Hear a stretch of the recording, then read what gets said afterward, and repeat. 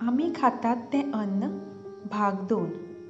भुरग्यांनो, आतां आमी खातात तें अन्न ह्या पाठाचो दुसरो भाग शिकुया.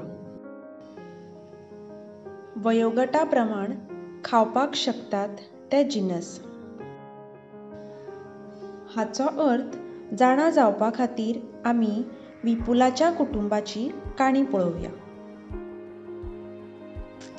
विपुलाच्या कुटुंबांत विपुल, ताची आजी,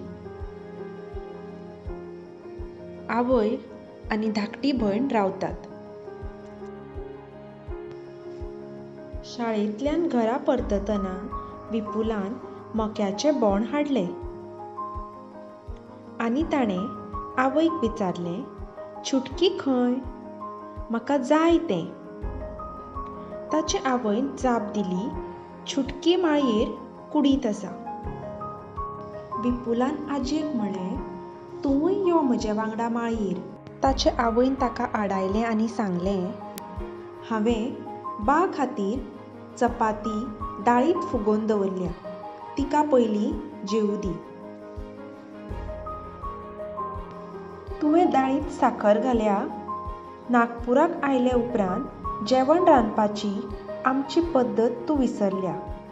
दादीन विपुलाचे आवयक म्हणलें. "हांवें दाळ चाखून पळयल्या, बरे तरेन रांदल्या ती." विपुलाचे आवयन जाप दिली. विपुल आजयेची थाळी घेवन माळयेर धांवलो. बेगीन आपणा फाटोफाट यो म्हूण ताणें तिका सांगलें. "तुजे येदी पिरायेची हांव आशिल्ली तेन्ना इतल्या वेळा भितर हांव दोंगर चडपाक शकताली," दादीन सांगलें. विपुलान आपूण खातालो तें मक्याचें बोंड ताणें आवय कडेन दिलें. आपले हात धुले आनी चुटकीक उखलून धरलें. ते बरोबर चुटकी लागली रडपाक. "भुकेलां तें," आवयन सांगलें.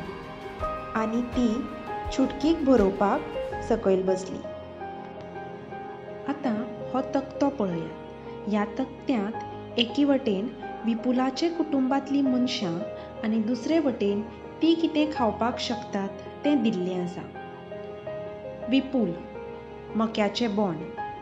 विपुलाची आजी, दाळींत फुगयल्ली चपाती. विपुलाची आवय, मक्याचें बोंड.